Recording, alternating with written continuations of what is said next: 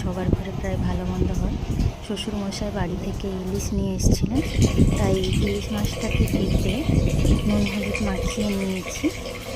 আর আজকে রেসিপির জন্য করে নেব এই মাংসকে মেরিনেট করে রেখেছি। মাংসটা হবে বাঁধাকপি আলু দিয়ে।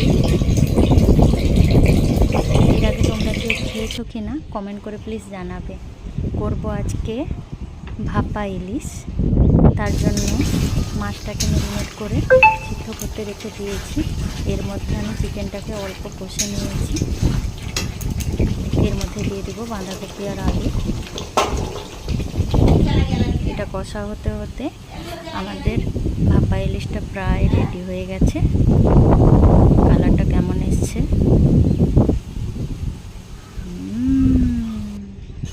আমার তো জিভ থেকে